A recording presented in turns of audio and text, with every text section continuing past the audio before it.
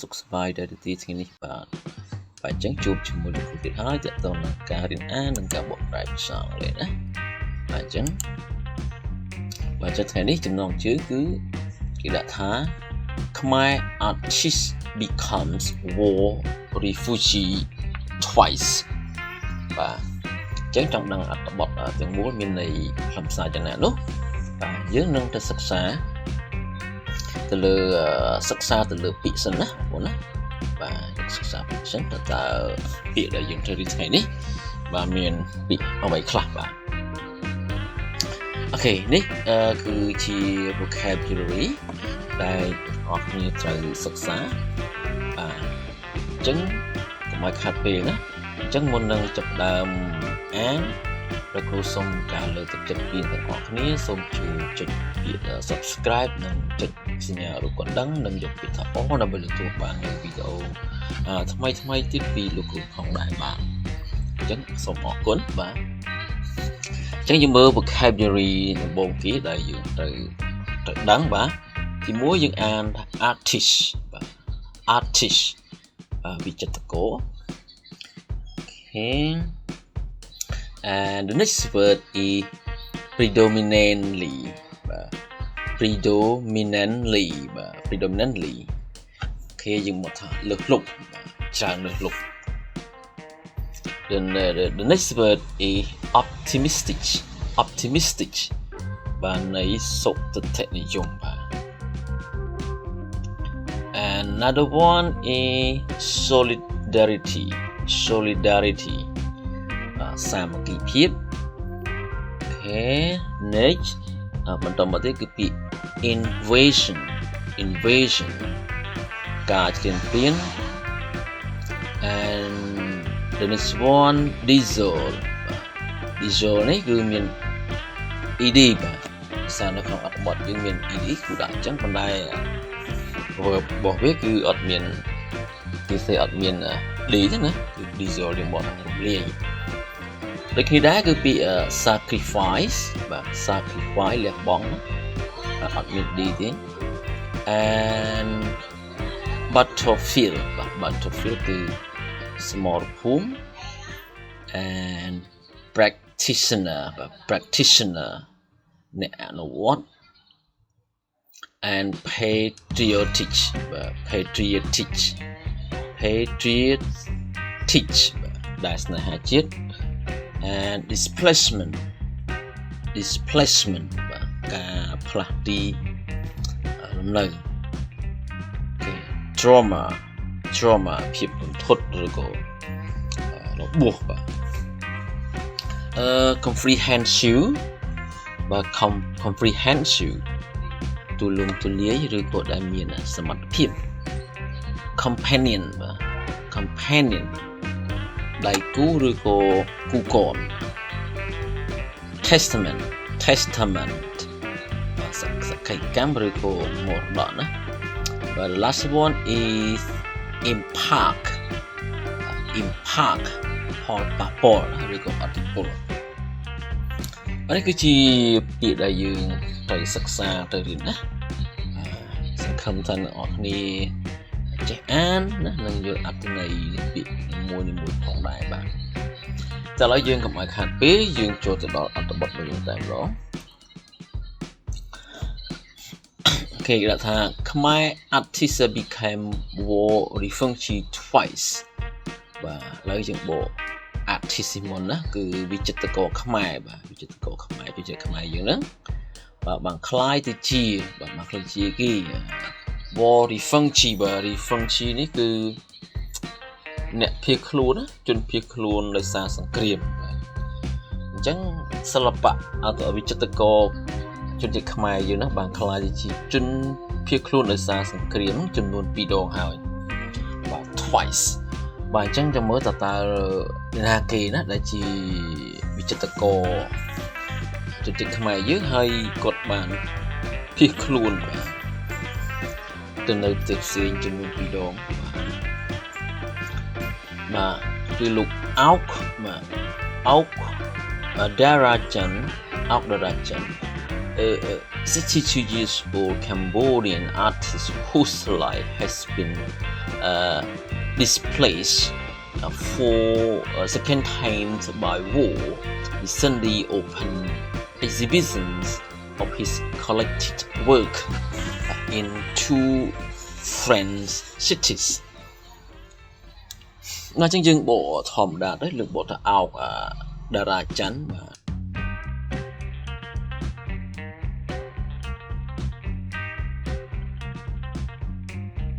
បាទតារាច័ន្ទហ្នឹងគឺគាត់ជាអ្នកគេបាននេះគឺជា artist គឺជាវិចិត្រករជនជាតិកម្ពុជាដែលមានអាយុ62ឆ្នាំហ្នឹងបាទដែលជីវិតរបស់គាត់បាទ whose life ដែលជីវិតរបស់គាត់បាទត្រូវបានគេបញ្ជូនបាទត្រូវបានគេបញ្ជូនឬបានអស់រយៈពេលជាលើកទី2បាទជាលើកទី2ដោយសារសង្គ្រាមហើយបាទអញ្ចឹងនេះពេលថ្មីនេះគាត់ក៏បានធ្វើការរົບឬក៏បើកនៅការតាំងពិព័រណ៍បាទនៃស្នាដៃដែលគាត់បានប្រមូលមកណាបាទស្នាដៃរបស់គាត់ទាំងអស់ហ្នឹងនៅក្នុងទីក្រុង2នៃប្រទេសបារាំងបាទអញ្ចឹង collective work គឺស្នាដៃសិល្បៈគាត់ទាំងអស់តែមកគឺគាត់ប្រមូលយកមកណាដើម្បីធ្វើការតាំងពិព័រណ៍ណាបាទ his 32 painting predominantly featuring Khmer temples and Cambodian motifs are being shown in Besancon and Lyon with the profits of his sales going to the people of his adopted home in Ukraine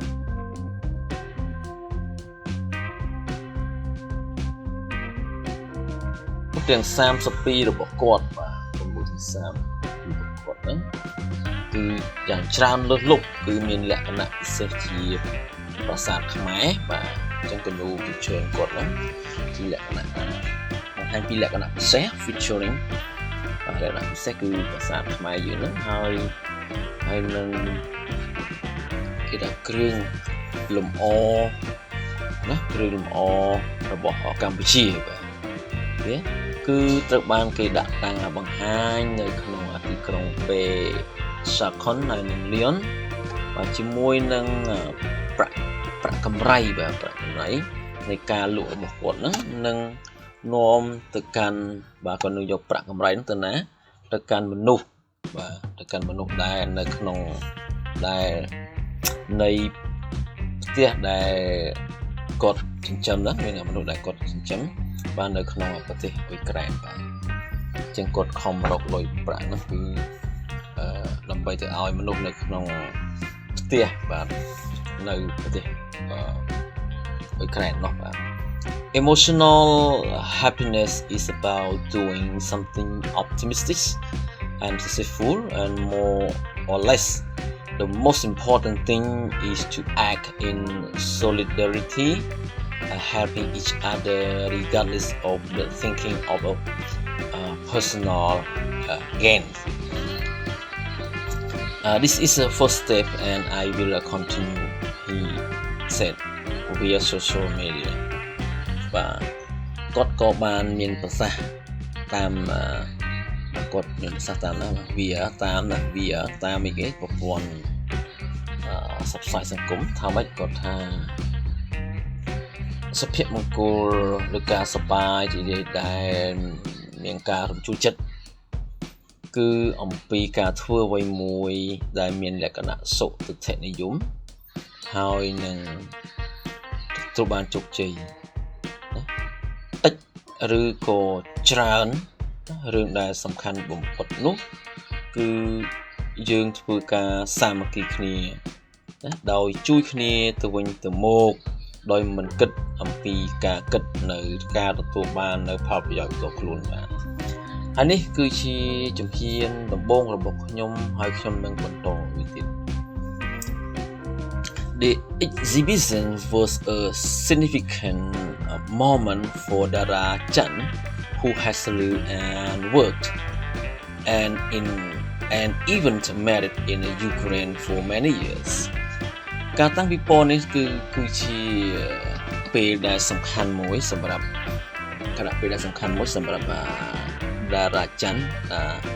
ដែលបានរស់នៅនិងធ្វើការហើយសូម្បីតែរៀបការនៅក្នុងប្រទេសអ៊ុយក្រែនអស់រយៈពេលជាច្រើនឆ្នាំ I was a refugee from Lunol and then Khmer and now I am fleeing from the Russian invasion of Ukraine. I had an idea of how I could help and am determined to support those who cannot escape, he told the Post. បាទគាត់ក៏បានប្រាប់សារព័ត៌មានក្នុងពេញប៉ុស្តិ៍ថាម៉េចបាទគាត់ថាខ្ញុំគឺជាជនភៀសខ្លួនមកពីសម័យលន់នល់បន្ទាប់មកគឺសម័យខ្មែរក្រហមបាទខ្មែរក្រហមហើយឥឡូវខ្ញុំកំពុងតែគិតខ្លួនពីការឈ្លានពានប្រទេសរុស្ស៊ីមកលើប្រទេសអ៊ុយក្រែនខ្ញុំមានគំនិតថារបៀបដែលខ្ញុំអាចជួយហើយនឹងខ្ញុំធ្វើការតាំងចិត្តដើម្បីជួយគ្រប់គ្រងអ្នកទាំងអស់នោះដែលមិនអាចគិតខ្លួនបានបាទអញ្ចឹងគាត់ខំរកដើម្បីជួយបាទDarajan explained that he had been living in Ukraine since he was selected to study art and then Soviet Union in 1985. He is married and has 2 children. Darajan បានបញ្យល់ថាគាត់បានរស់នៅបាននឹងកំពុងរស់នៅក្នុងប្រទេសអ៊ុក្រែនហ្នឹងចាប់តាំងពីគាត់ត្រូវបានគេជ្រើសរើសសិក្សាផ្នែកសិល្បៈនៅសហភាពសូវៀតបាទនៅពេលនោះគឺស្ថិតនៅក្នុងឆ្នាំ1985ហើយគាត់ក៏បានរៀបការនិងមានកូន2នាក់ណា He attended the School of Fine Art in Phnom Penh in 1980 then in 1985 and due to his excellent results was selected to study in Ukraine. African American ពីណាគាត់ក៏បានចូលរៀនបាទចូលសាលាគេគឺសាលាវិចិត្រសិល្បៈនៅរាជធានីភ្នំពេញក្នុងឆ្នាំ1980ហើយនឹងនៅក្នុងឆ្នាំ1985ដោយសារតែលទ្ធផលល្អប្រសើររបស់គាត់គឺគាត់ត្រូវបានគេជ្រើសរើសឲ្យសិក្សានៅក្នុងប្រទេសអ៊ុយក្រែន He was still there when the USSR dissolved in 1991 and Ukraine resumed its independence គាត់នៅតែរស់នៅទីនោះនៅពេលដែលសហភាពសូវៀតនេះណាពីកាត់គេណាបាទគឺត្រូវបានគេរំលាយនៅក្នុងឆ្នាំ1991ពីកាត់នេះខ្ញុំបានបង្ហាញបងប្អូនទេបងប្អូនអាចធ្វើការស្រាវជ្រាវដោយខ្លួនឯងបានណាក្នុង91ហើយប្រទេសអ៊ុយក្រែនហ្នឹងគឺបានទទួលនៅឯករាជ្យភាពរបស់ខ្លួនបាទ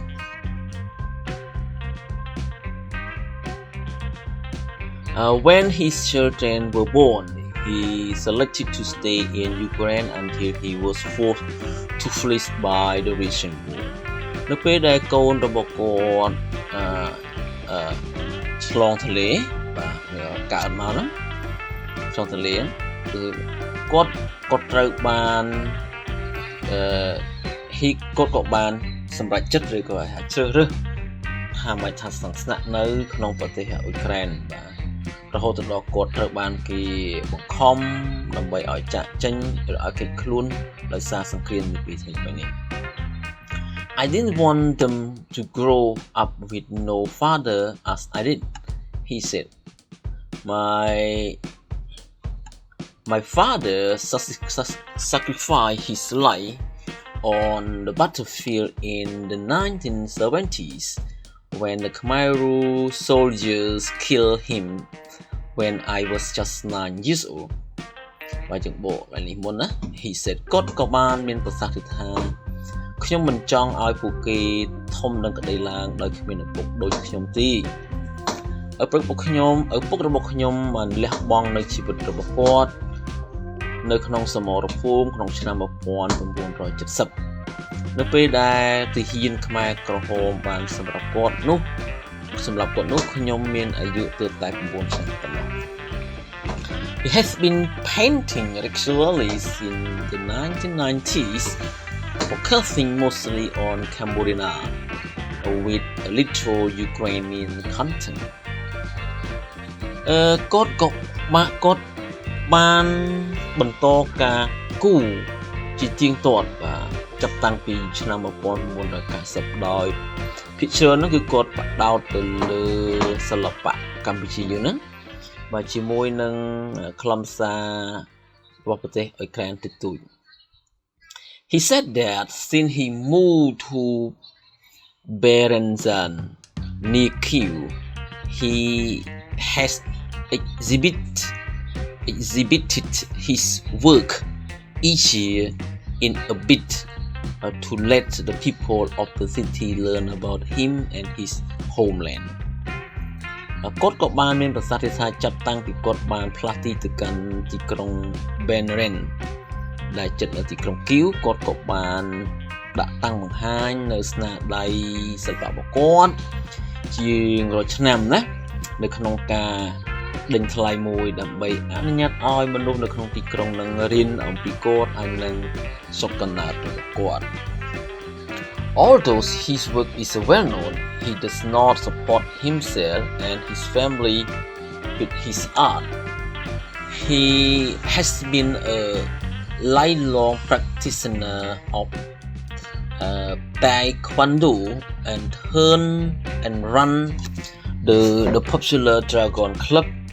which has more than 100 members.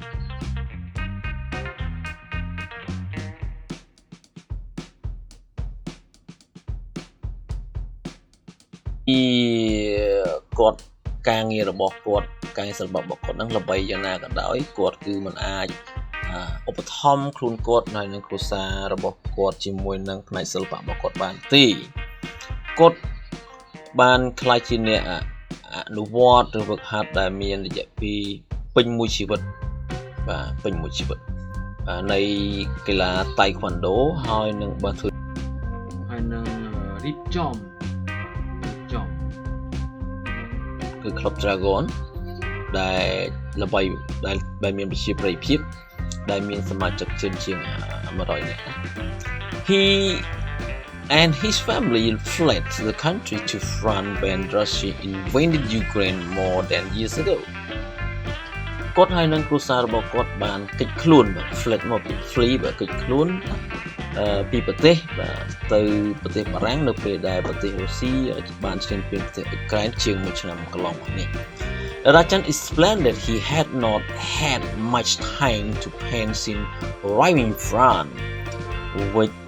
which is why it had taken more than a year to organize the exhibition. Rajan ក៏បានបង្ហាញថាគាត់មិនមានពេលច្រើនដើម្បីធ្វើការគូនោះទេចាប់តាំងពីមកដល់ក្នុងប្រទេសបារាំងហ្នឹងនេះដែលគឺជាមូលហេតុដែលខ្លួនត្រូវការចំណាយពេលច្រើនជាង1ឆ្នាំដើម្បីរៀបចំការតាំងពិព័រណ៍នេះ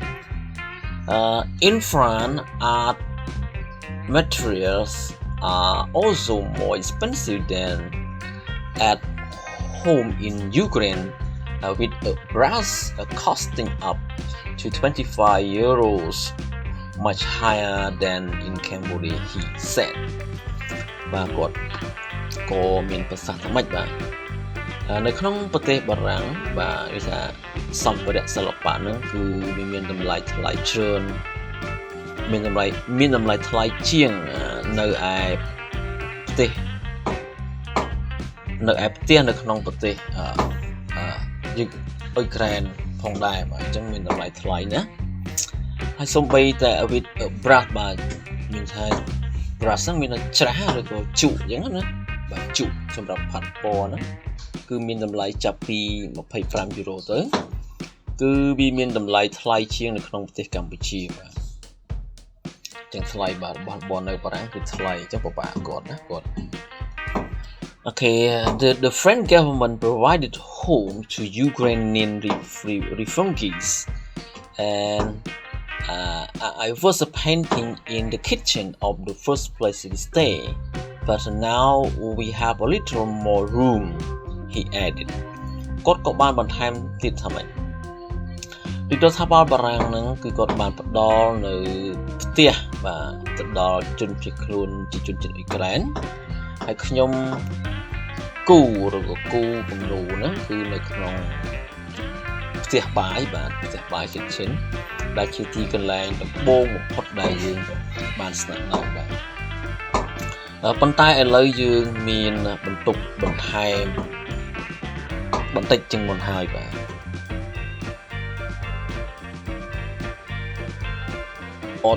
his wife and daughter to France although his son remained in Ukraine បាទគាត់ក៏បាននាំយកប្រពន្ធនិងកូនស្រីគាត់បាទទៅបារាំងបើទោះបីជាកូនរបស់គាត់នៅតែនៅក្នុងប្រទេសអ៊ុយក្រែនបាទ he is a very patriotic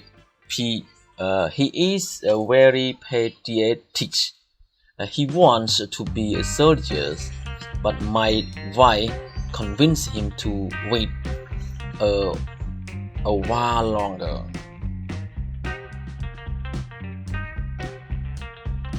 Is taking care of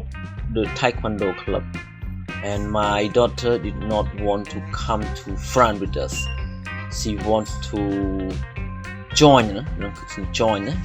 the army too, he said. គាត់ក៏បានមានប្រសាសន៍ថាកូនគាត់ហ្នឹងគឺកូនប្រុសគាត់ហ្នឹងណាមែនគាត់នេះគឺកូនរបស់ហ៊ីសាននេះកូនប្រុសគាត់ហ្នឹងគឺស្នេហាជាតិខ្លាំងណាស់គាត់ចង់ធ្វើជាទីហ៊ានណាប៉ុន្តែប្រពន្ធរបស់ខ្ញុំបានបញ្ចុះបញ្ចូលគាត់ឲ្យរងចាំរយៈពេលយូរបន្តិចទៅហើយគាត់បាទគាត់ហ្នឹងគឺកូនប្រុសគាត់ហ្នឹងគឺយកចិត្តទុកដាក់បាទខ្លាំងទៅលើក្លឹបតៃហ្វាន់ដូហ្នឹងហើយកូនស្រីខ្ញុំគឺមិនចង់មកជាប្រទេសបារាំងជាមួយយើងទេគឺនាងចង់ចូលរួមធ្វើជាកងទ័ពផងដែរ His art is heavily influenced by Khmer art and he uses his painting to explore themes of the identity, culture and displacement បាទសិល្បៈរបស់គាត់គឺមានឥទ្ធិពលខ្លាំងក្លាណាស់ដល់តាមរយៈសិល្បៈខ្មែរបាទហើយគាត់បានប្រើប្រាស់គំនូររបស់គាត់ដើម្បីស្វែងរកនៅរឿងផ្សេងៗនៃអត្តសញ្ញាណវប្បធម៌ហើយនិងការផ្លាស់ទី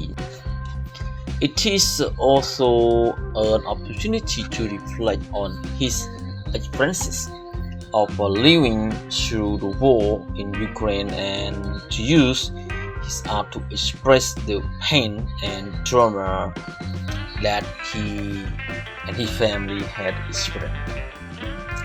ជាបអសូនីមុនណាជាមួយគ្នានេះផងដែរគាត់គឺវាគឺជាឱកាសដើម្បីឆ្លុះបញ្ចាំងនៅការជួបប្រទះរបស់គាត់ពីការរស់នៅឆ្លងកាត់សង្គ្រាមនៅក្នុងប្រទេសអ៊ុយក្រែនហើយនឹងប្រើប្រាស់សិល្បៈរបស់គាត់ដើម្បីបង្ហាញនៅការជឿចាប់ហើយនឹងភាពរន្ធត់ដែលគាត់ហើយនឹងគូសាររបស់គាត់បានជួបប្រទះ He published a 1,000-page biography in French which detailed his artistic journey from 1980 to present. It contains prints of the many of his paintings and old and new and serve as a comprehensive companion piece to the show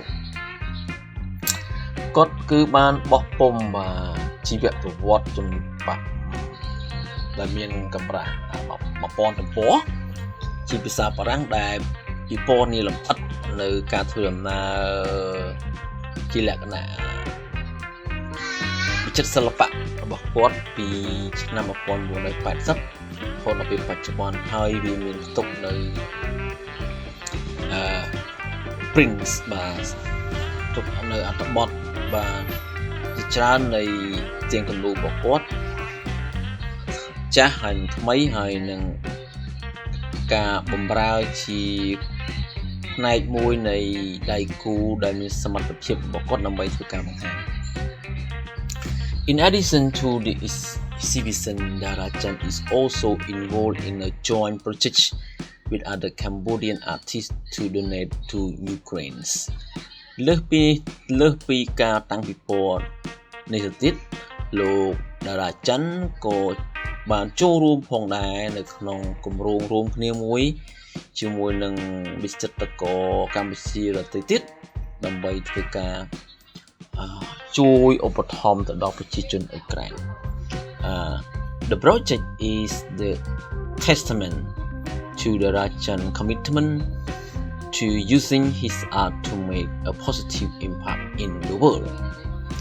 គម្រោងនេះគឺជាមរតកឬគឺជាសក្ខីកម្មមួយជាសាក្សីមួយចំពោះការតាំងចិត្តរបស់តារាច័ន្ទដើម្បីប្រើប្រាស់នៅសិល្បៈរបស់គាត់ដើម្បីធ្វើឲ្យមានជាឥទ្ធិពលដែលមានវិជ្ជមានមួយទៅកាន់ពិភពលោកបាទអញ្ចឹងមេរៀនរបស់លោកគ្រូមានប៉ុណ្ណឹងណាថ្ងៃនេះយើងវែងបន្តិចអញ្ចឹងបើសិនជាមានការលះខាតយ៉ាងណាសូមអព្យាស្រ័យណាបាទខំតែអភ័យទោសពីអ្នកសិក្សាទាំងអស់ផងដែរបាទអញ្ចឹងគឺមានប៉ុណ្ណឹងទេសូមអរគុណសូមជម្រាបលា